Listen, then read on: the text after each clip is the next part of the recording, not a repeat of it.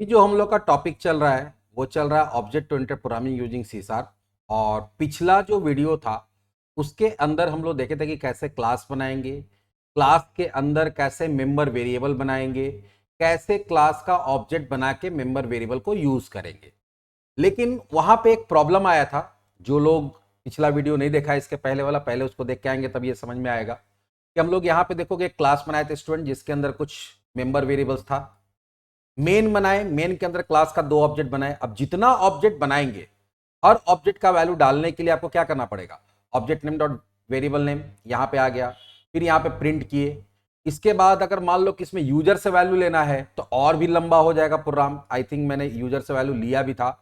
इसके अंदर देखो ये प्रोग्राम मैंने लास्ट बताया था, ये वाला।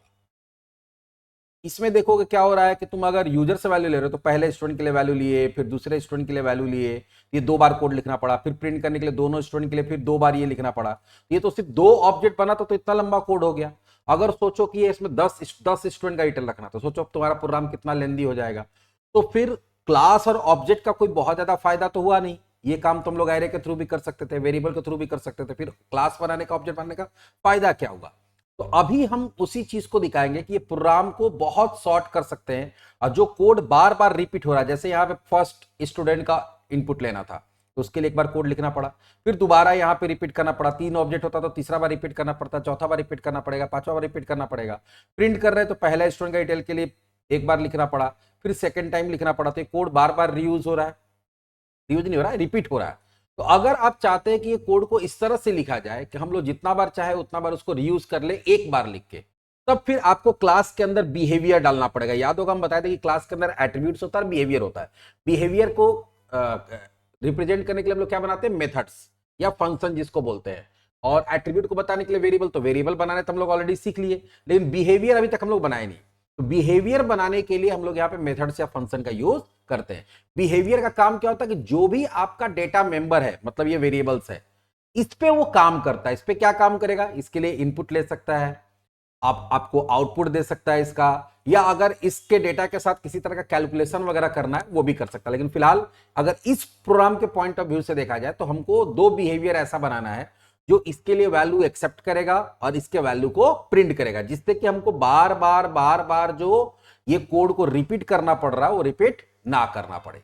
तो इसके लिए भी हम लोग क्या करते हैं कि फिलहाल मेन का सारा कोड हटा देते हैं, पहले इसको सेव एज करते हैं, क्लास डेमो 3। और यहां पे देखते हैं कि मेथड करता क्या। तो मेंबर मेथड और method which is declared inside the class, class के अंदर डायरेक्टली जो मेथड्स बनता है, जैसे यहां पे क्लास स्कोप में ही डायरेक्टली जो मेथड्स बनेगा उसको मेंबर मेथड बोला जाएगा। ठीक है, member method work on member variable, वो किस पे काम करता है, तो इस वेरिएबल्स पे काम करेगा। इसके लिए इनपुट लेना, आउटपुट लेना, या इसके डेटा के साथ कैलकुलेशन करना। इसका कुछ एग्जांपल आगे बताएंगे हम।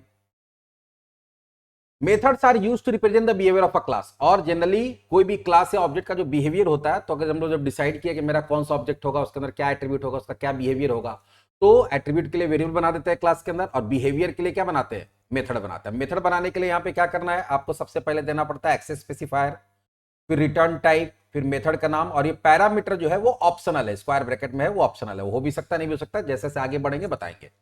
यहाँ पे access specifier public, private, protected या डिफॉल्ट हो सकता है। डिफॉल्ट नहीं, सी शार्प में यहाँ पे तुम्हारा इंटरनल हो सकता है,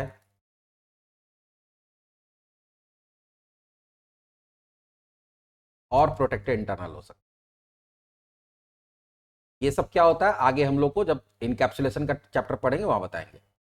फिलहाल अभी आपको ध्यान क्या रखना है कि अभी आपको पब्लिक देना है। ठीक है, ये सब हो सकता है इसके जगह पे, बट यहां पे अभी हम लोग आगे पढ़ेंगे कि इसमें से कौन सा यूज करेंगे। ठीक है, फिलहाल अभी हम लोग को यहां इसके जगह पे क्या देना, पब्लिक देना है। रिटर्न टाइप जो है वो तुम्हारा या तो वाइड हो सकता है, या कोई भी डेटा टाइप, चाहे वो प्रिमिटिव डेटा टाइप है चाहे रेफरेंस डेटा टाइप है, वो हो सकता है। मतलब आईएनटी, कैर, फ्लोट, बुलियन, डबल, ठीक है, बुल डबल, ये सारा कुछ हो सकता है, या फिर एरे हो सकता है, क्लास का ऑब्जेक्ट हो सकता है। जैसे जैसे आगे बढ़ेंगे वो देखेंगे।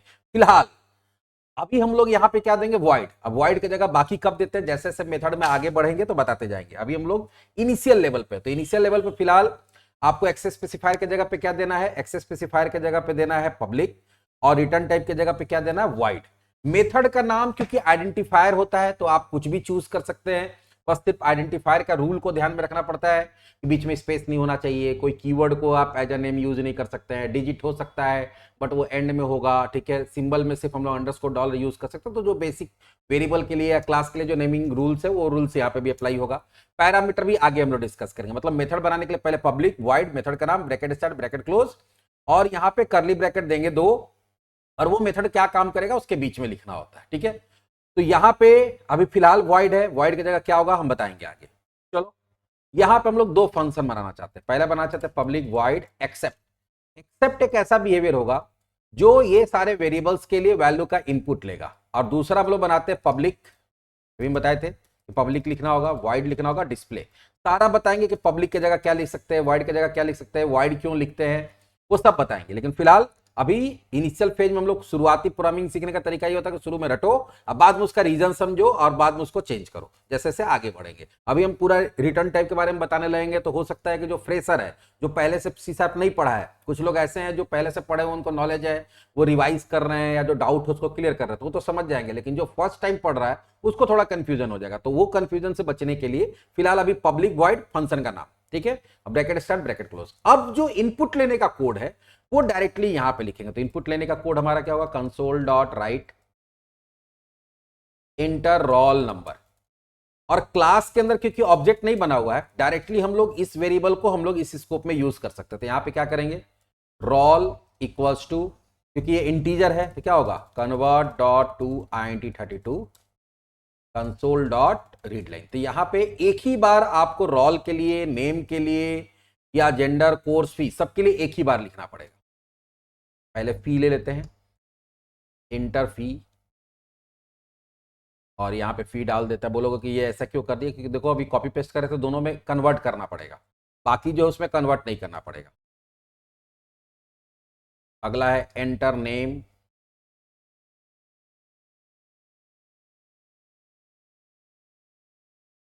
को कन्वर्ट करने का जरूरत नहीं है, नेम इक्वल्स टू, क्योंकि स्ट्रिंग में कन्वर्ट करने की जरूरत नहीं पड़ता है, क्योंकि रीड लाइन का रिटर्न टाइप क्या होता है, स्ट्रिंग ही होता है, तो स्ट्रिंग में ही रीड करके देगा, तो उसको कन्वर्ट करने की कोई समस्या नहीं है, जरूरत नहीं है। नेम, उसके बाद जेंडर, वो भी स्ट्रिंग है, एंटर जेंडर,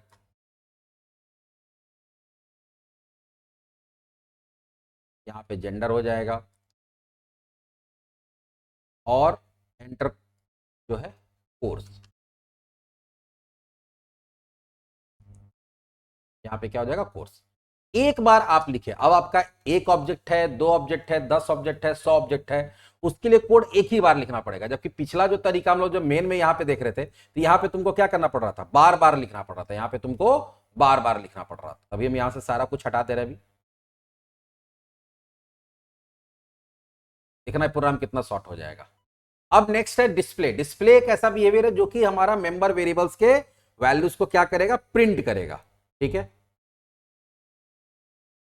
चलो, console dot write line roll number, roll equals to, sorry यहां तो प्रिंट करना है ना, रोल नंबर, और यहां पे सीधा रोल देंगे। यहां पे कोई ऑब्जेक्ट देने का जरूरत नहीं, क्योंकि क्लास के अंदर हम लोग ऑब्जेक्ट नहीं बनाते। ऑब्जेक्ट कहां बनाए हैं, मेन के अंदर बनाए। तो यहां पे सारा कुछ को पहले प्रिंट करना है। तो रोल नंबर के बाद क्या है, नेम, यहाँ नेम दे दिए, और यहाँ वेरिएबल का नाम दे देंगे नेम, जो वेरिएबल में वैल्यू रहेगा ऑब्जेक्ट के अंदर वो आ जाएगा। फिर हम लोग देते हैं यहाँ पे जेंडर, यहाँ पे जेंडर आ जाएगा। फिर यहाँ पे है कोर्स, यहाँ पे कोर्स आ गया। फिर यहाँ पे आता है फी, यहाँ पे फी आ गया। अब तो और कुछ है नहीं, तो इसको डिलीट कर देते हैं, एक एक्स्ट्रा कॉपी पेस्ट हो गया था। चलो, अब है कि ये हमारा देखो, अब ये बन गया मेरा क्या, ये मेरा बन गया मेंबर वेरिएबल, या जिसको एट्रीब्यूट बोलते हैं।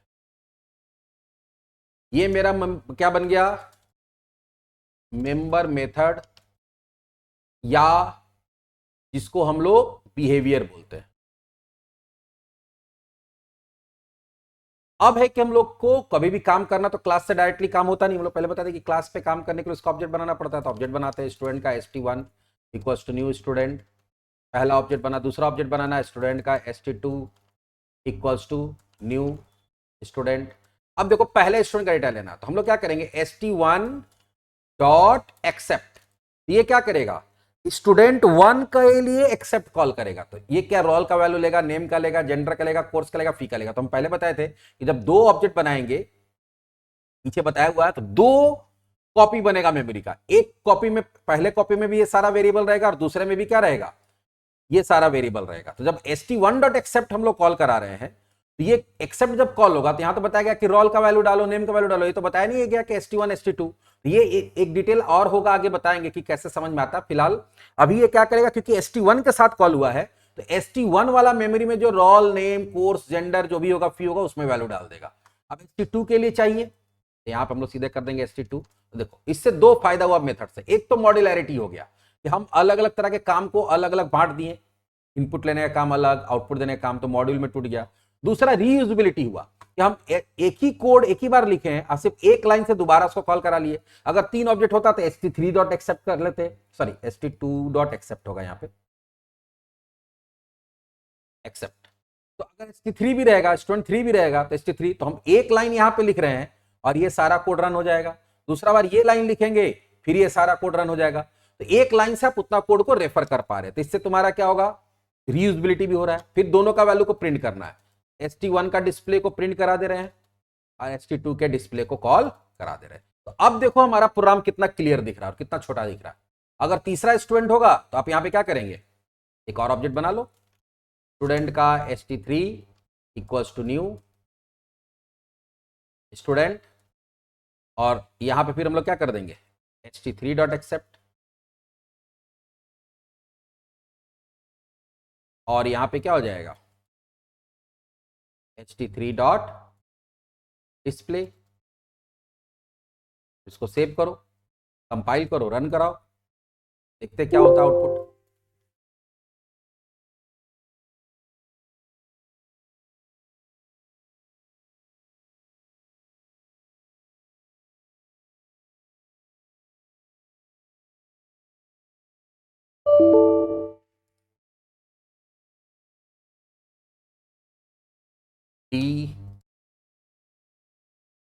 cd programs /c#online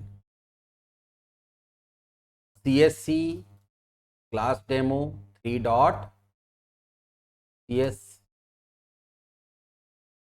console does not exist. क्यों भाई, यूजिंग सिस्टम लिखना भूल गया क्या, नहीं स्पेलिंग मिस्टेक हो, does not contain for read line, देखो कॉपी पेस्ट करने से ही LINE।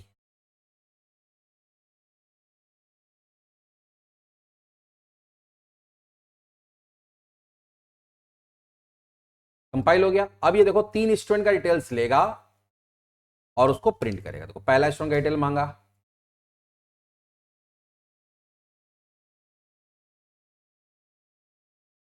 फिर दूसरे स्टूडेंट का डिटेल मांगा,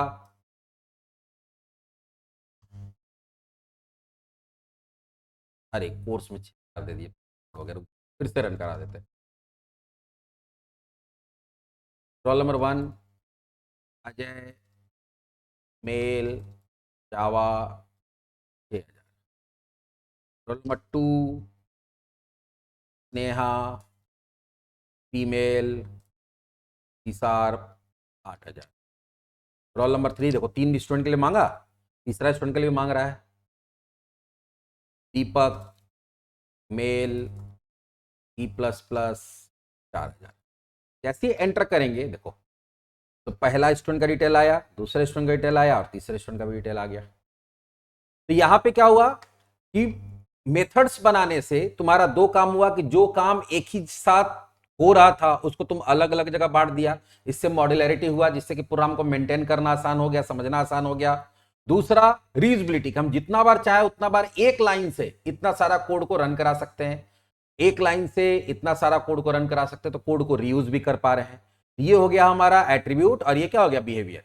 बिहेवियर के लिए क्या होता है, मेथड बनाना पड़ता है, लेकिन अभी जो हम लोग मेथड बनाए उसमें सिर्फ लिखे पब्लिक वॉइड और उसके बाद फंक्शन का नाम। फंक्शन का नाम आप कुछ भी दे सकते हैं, और ये होता है फंक्शन नोटेशन साइन, वो हर फंक्शन में आपको देना पड़ेगा। फंक्शन को कॉल करने के लिए, जैसे कि ये मेंबर है, तो मेंबर को कॉल करने के लिए मेंबर एक्सेस ऑपरेटर यूज किए हम लोग, जहां पे object name dot method name. तो ये भी एकदम बेसिक चीज बताए। अब जनरली होता क्या है कि क्लास एंड ऑब्जेक्ट में आप एक रियल लाइफ प्रॉब्लम भी जैसा चीज भी सॉल्व कर सकते हैं। जैसे मान लो कि आपको कोई बोला कि क्लास एंड ऑब्जेक्ट का और मेथड्स वेरिएबल का यूज करके एक हम लोग क्वेश्चन उठाते हैं और बनाते हैं और उसके हिसाब से उसको class and object and methods के थ्रू सॉल्व करते हैं। बाकी मेथड का टाइप, रिटर्न टाइप क्या होगा, ये सब क्या होगा, हम लोग आगे अगले वीडियो में देखेंगे। एक और प्रोग्राम बनाएंगे जिसमें मेथड्स कैसे बनता है, किस लिए बनता है, कैसे वो तुम्हारा मेंबर वेरिएबल पे काम करता है, वो दिखाते हैं। तो उसके लिए चलो एक क्वेश्चन हम सर्च कर लेते हैं पहले, और वही क्वेश्चन आप लोग को बना के इसके थ्रू दिखाएंगे। सर्च क्या करते हैं, क्वेश्चन बना ही लेते हैं। यहां पे लिखा हुआ है, मान लो write a Java program to calculate, पहले तो write a Java program to, Java program लिख रहे, सॉरी सीसा प्रोग्राम, राइट अ सीसा प्रोग्राम टू एक्सेप्ट, ध्यान दो क्या क्या एक्सेप्ट करना है, consumer number, consumer name, unit consumed,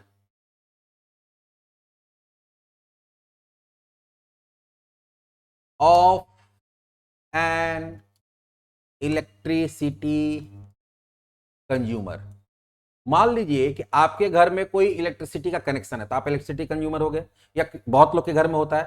तो अब जो इलेक्ट्रिसिटी का जो ऑफिस है वो एक प्रोग्राम बनाना चाहता है कि वो कंज्यूमर का नंबर एक्सेप्ट करेगा, कंज्यूमर का नाम एक्सेप्ट करेगा, कंज्यूमर का यूनिट कंज्यूम करेगा, कितना यूनिट कंज्यूम किया, कितना यूनिट वो बिजली यूज किया, वो एक्सेप्ट करेगा।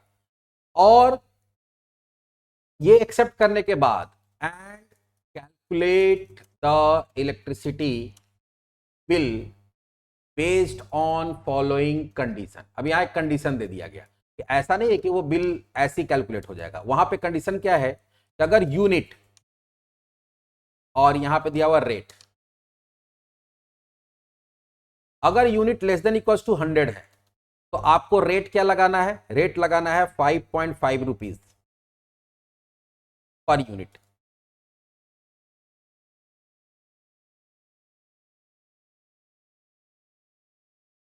ठीक है, अगर वो 100 से ज्यादा है, लेकिन अब यहां देते हैं greater than 100 and less than equals to 200, नहीं 100 से ज्यादा है तो उसको 6.5 रुपए, 6 रुपए 50 पैसे पर यूनिट लगेगा। अगर वो 200 से ज्यादा है लेकिन 300 या 300 से कम है तो उसको 7 रुपए पर यूनिट लगेगा, 7.0 पर यूनिट। और अगर वो सपोज 300 से भी ज्यादा है, मतलब ग्रेटर देन 300 है, तो उसको 7.5 रुपया लगेगा। मतलब जितना ज्यादा यूज करेगा उसको उतना ज्यादा बिल लगेगा। ये पूरा का पूरा एक क्वेश्चन दे दिया गया है। अब इसको तो आप चाहें तो पूरा का पूरा मेन के अंदर भी बना सकते हैं, लेकिन आपको यहां पे लिखा हुआ है note use object oriented approach to create this program. इस प्रोग्राम को यूज करने के लिए ऑब्जेक्ट ओरिएंटेड अप्रोच यूज करना। चलिए कैसे होगा देखते हैं। इसके लिए सबसे पहले क्या लिखेंगे, यूजिंग सिस्टम, फिर पब्लिक क्लास। क्लास का नाम अपने हिसाब से दे सकते हैं, हम लोग देते हैं इलेक्ट्रिक बिल। अब इसमें सबसे पहला होता है कि भाई हमको डेटा क्या क्या रखना पड़ेगा। तो एक तो कंज्यूमर नंबर लेना है, कंज्यूमर नेम, यूनिट कंज्यूम, 3 चीज तो ये रखना है। और चौथा क्या रखना है, चौथा रखना है उसका बिल अमाउंट। तो 4 वेरिएबल का जरूरत पड़ेगा। तो पहला देखो, प्रोग्राम बनाने के लिए कभी भी जो क्वेश्चन आपको मिलता है प्रोग्रामिंग में, तो पहला तो यही डिसाइड होता है क्लास कौन सा बनेगा, उसका नाम क्या होगा। तो एक तो क्लास बना लिए, इलेक्ट्रिक बिल दे दिया क्योंकि इलेक्ट्रिक बिल से रिलेटेड क्लास है। फिर कितना वेरिएबल का जरूरत पड़ेगा, तो हमको पहले देखना होगा इनपुट कितना लेना है। तो कंज्यूमर का नेम नंबर, कंज्यूमर का नाम, कितना यूनिट वो यूज करा, तो 3 चीज तो कंफर्म हो गया। चौथा बिल भी तो कैलकुलेट करना है, यहां लिखा हो ना कैलकुलेट द बिल, तो बिल मतलब 4 वेरिएबल का जरूरत पड़ेगा। फिर डेटा टाइप देखना पड़ता है। कंज्यूमर नंबर जनरली मेरा इंटीजर में होगा, न्यूमेरिकल वैल्यू होगा 1 2 3 4 कुछ भी करके। तो INT CON_ नंबर, ये वेरिएबल का नाम दे दिए। दूसरा नेम, तो नेम तो स्ट्रिंग होगा, तो string CON_ name, consumer name. फिर यूनिट, यूनिट तो तुम्हारा नंबर होगा, कितना यूनिट, 10 यूनिट, 50 यूनिट, 100 यूनिट, यहां लिखा हुआ है तो यहां देंगे यूनिट। और फिर है बिल, तो बिल में देखोगे यहां पे देखो पॉइंट में कैलकुलेशन हो रहा है, तो बिल पॉइंट में ही आएगा, तो पॉइंट में आएगा तो डबल या तो फ्लोट ले लेंगे, तो बिल। ये मेरा वेरिएबल्स बन गया, एट्रीब्यूट्स बन गया। अब तुमको डिसाइड करना पड़ता है कि तुमको बिहेवियर कितना बनाना। तो इसमें देखो काम क्या क्या हो रहा है। एक तो काम हो रहा है कि तुम्हारा इनपुट लिया, अच्छा एक चीज और लिखना भूल गए नीचे, after calculation of bill print all the details, सारा डिटेल्स को प्रिंट करना, मतलब consumer name, consumer number, unit consumer bill. तो यहां पे देखो काम क्या क्या हो रहा है। इसको तीन पार्ट में हम लोग बांट सकते हैं। पहला पार्ट तो डेटा एक्सेप्ट कर रहा है, जो जो डेटा है वो एक्सेप्ट कर रहा है। दूसरा बिल कैलकुलेट कर रहा है, और तीसरा आउटपुट दे रहा है। मतलब यहां पे हम लोग तीन बिहेवियर बनाना होगा। पहला बिहेवियर हम लोग क्या कर सकते हैं, पब्लिक, अभी फिलहाल बताते हैं पब्लिक वॉइड लिखना ही लिखना है। इनपुट ले रहा तो वहां तो इनपुट दे दो या एक्सेप्ट दे दो। दूसरा कैलकुलेशन कर रहा तो पब्लिक वॉइड कैलकुलेट कर देते हैं। और तीसरा प्रिंट कर रहा है तो पब्लिक वॉइड प्रिंट या डिस्प्ले कुछ भी लिख सकते हैं। तो हमारा तीन बिहेवियर बन गया, हमने उसको तीन पार्ट में बांट दिए। पहला बिहेवियर का काम क्या होगा, इनपुट लेना। क्या क्या, तो तीन वैल्यू का इनपुट लेना। तो चलिए लेते हैं input, console dot write enter consumer number,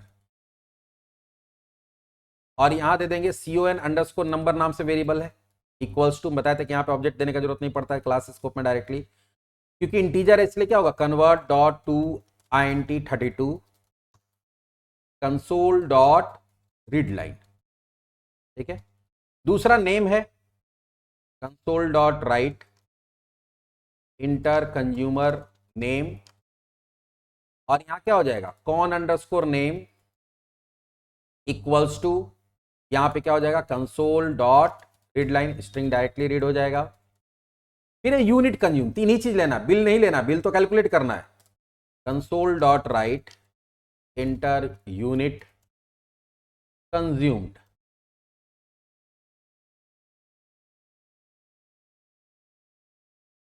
और यहां हो जाएगा यूनिट इक्वल टू, क्योंकि इंटीजर है इसी चीज को कॉपी पेस्ट कर देते हैं यहां पे। ये पहला काम तो बहुत इजीली हो गया। दूसरा कैलकुलेट, कि बिल कैलकुलेट करना, मतलब बिल में वैल्यू डालना, लेकिन बिल में जो कैलकुलेशन डालेंगे वो किसके बेस पे डालेंगे, इसके बेसिस पे। तो यहां तो कंडीशन है, और जब कंडीशन होता है तो हम लोग किसका यूज करते हैं, इफ एल्स का। तो पहला कंडीशन क्या, कि इफ अगर यूनिट जो है लेस देन इक्वल्स टू 100 है, अगर क्या है, लेस देन इक्वल्स टू 100 है, तो बिल में क्या कैलकुलेट होना चाहिए, बिल इक्वल्स टू जो यूनिट है, पर यूनिट के हिसाब से 5.5 रुपए है, तो यूनिट इंटू 5 तो यूनिट पर यूनिट, एक यूनिट का 5.5 है, तो कोई मान लो 70 यूनिट डाला, तो 70 इंटू 5.5 बिल में कैलकुलेट हो जाएगा। अगर लेस देन 100 नहीं है तो फिर कहां जाएंगे, एलसिफ, कहां जाएंगे, एलसिफ। तब चेक करेंगे कि यूनिट अगर लेस देन इक्वल टू 100 नहीं है, मतलब 100 से ज्यादा है, तो 100 से ज्यादा है तो ठीक है, 100 से ज्यादा तभी यहां आया है, तो क्या वो लेस देन इक्वल टू 200 है। ठीक है, अगर 100 से लेस देन नहीं है या इक्वल्स टू नहीं है, तो 200 से लेस देन इक्वल्स टू अगर है तो यहां अंदर जाएगा, और इस पर क्या हो जाएगा, 6.6। तो अगर लेस देन 100 है तो यहां गया, और इफ एल्स इफ में क्या होता है, लैडर होता है, यहीं से सीधे बाहर चला जाएगा। अगर लेस देन 100 नहीं तो फिर आके चेक करेगा, लेस देन 200 है, अगर है तो यहां पे आएगा, 6.5 से मल्टीप्लाई करेगा यूनिट को, बिल में डाल के यहां से बाहर आ जाएगा।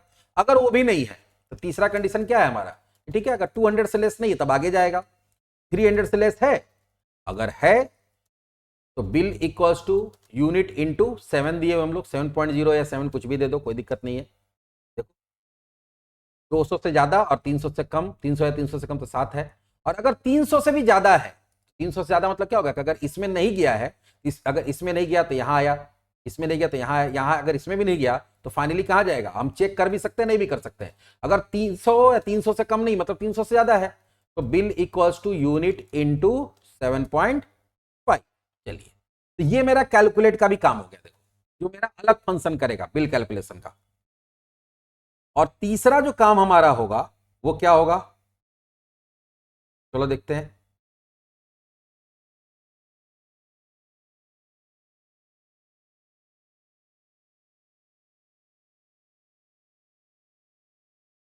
प्रिंट करना सारा डिटेल को। तो प्रिंट करने के लिए हम लोग क्या करते हैं, console dot write line, simple सा है, तो जो जो वेरिएबल है चारों वेरिएबल का वैल्यू प्रिंट कर देंगे, कंसोल डॉट राइट लाइन। अच्छा सा यहां पे बना देंगे consumer number con underscore number. फिर दूसरा क्या है, consumer name con underscore name फिर है यूनिट कंज्यूम्ड, वो तो यूनिट नाम के वेरिएबल में है तो यहां यूनिट दे देंगे।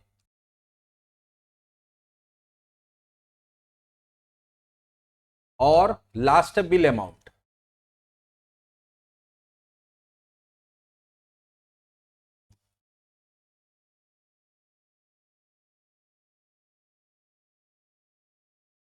वो बिल नाम के वेरिएबल में है।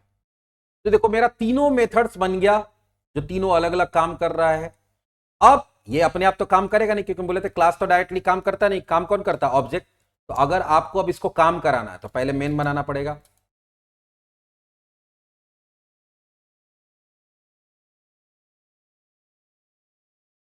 और यहां पे अपने क्लास का ऑब्जेक्ट बनाना पड़ेगा। तो क्लास का नाम क्या है? Electric bill.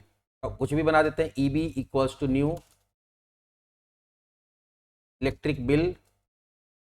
और यहां क्या कर देंगे? ईबी डॉट पहला फंक्शन कॉल कौन सा कराएंगे? एक्सेप्ट, क्योंकि जब तक हमारे पास डेटा नहीं होगा तब तक कैलकुलेट नहीं होगा।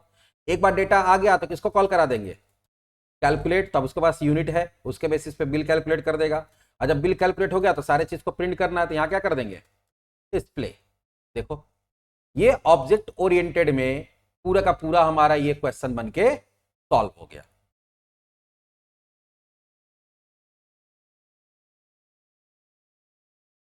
अब इसको कंपाइल करके रन कराते हैं, एक बार देख लो। ये सारा का सारा कोड हम लोग यहां पे भी लिख सकते थे, लेकिन फिर ऑब्जेक्ट ओरिएंटेड नहीं होता। अब इसको सेव करते हैं, क्लास डेमो 4 डॉट जावा लिख दिए, इसलिए थोड़ा देर पहले जावा पढ़ा है, दिमाग में जावा घूम रहा है। आ गए यहाँ पे। अब हम लोग यहाँ पे क्या करते हैं? इसको कंपाइल करते हैं, CSC class demo 4 dot CS electric bill does not contain definition for calculate. Calculate का स्पेलिंग गलत हो गया क्या? कैलकुलेट का स्पेलिंग यहाँ गलत है। कंपाइल हो गया, अब रन कराते हैं। क्लास डेमो 4 कंज्यूमर नंबर बोला 1001, name Ankit Kumar, unit consume 150। तो बिल कितना आ गया? 975 आया। क्यों आया? चलो देखते हैं। तो अभी हम लोग यूनिट कितना दिए थे? 150। 150 पहले तो ये इनपुट लिया, फिर जब कैलकुलेट करके तो 150 लेस देन इक्वल टू 100 है, नहीं है। लेस देन इक्वल टू 200 है, हाँ है। तो क्या किया? 150 को 6.5 से मल्टीप्लाई कर दिया। तो 150 को 6.5 से मल्टीप्लाई करेगा 6.5 से, कितना आ गया? 975 आ गया। उसी तरह से अभी हम लोग फिर से रन कराते हैं। 1005 दीपिका कुमारी, मान लो ये 80 कंज्यूम की, तो कितना आया? 440। क्यों 440 आया? क्योंकि 80 क्या है? लेस देन 100 है। तो 80 इंटू 5.5, देखो 440 आ गया। तो अब जितना यूनिट दीजिएगा उसके अकॉर्डिंग बिल कैलकुलेट हो जाएगा। देखो एक छोटा सा प्रॉब्लम सॉल्व किया ऑब्जेक्ट ओरिएंटेड के थ्रू, जहां पे आपको एक प्रॉब्लम दे दिया गया, यहां पे हम लोग डिसाइड किए क्लास कौन सा बनेगा, खुद से कितना वेरिएबल बनेगा, फिर उसमें कितना फंक्शंस बनेगा, फिर कैसे ऑब्जेक्ट बनेगा, कैसे वो कॉल होगा। तो पूरा जब भी आप प्रॉब्लम को सॉल्व करेंगे अब तब हम लोग किसके थ्रू करेंगे? ऑब्जेक्ट ओरिएंटेड का मेथड का ही यूज करेंगे, जहां पे आपका क्या बनेगा? एट्रीब्यूट्स बनेगा, मेथड्स के फॉर्म में बिहेवियर बनेगा। अब जहां तक बात है कि पब्लिक की जगह क्या लिखेंगे तो एक अलग चैप्टर है, लेकिन वॉइड की जगह क्या लिखेंगे, प्लस कुछ पैरामीटर्स भी होता है। पैरामीटर क्या होता है तो हम लोग अगले सेक्शन में देखते हैं, ठीक है? क्योंकि हम लोग ये पहला सेक्शन में बेसिक देखे मेथड्स का। अब मेथड्स कितना तरह का हो सकता है, पैरामीटर क्या होता है, रिटर्न टाइप क्या होता है, कैसे हम पैरामीटर पास कर सकते हैं, कैसे रिटर्न कराएंगे, फिर call by value, call by reference, पूरा डिटेल में पढ़ाने वाला है, ठीक है? तो वो हमारा आगे कुछ और सेक्शन मेथड्स पे बनेगा, सेशन बनेगा, एक दो वीडियो और आएगा, तो हम लोग आगे के सेशन में देखते हैं। तो इस पर्टिकुलर सेशन में इतना ही।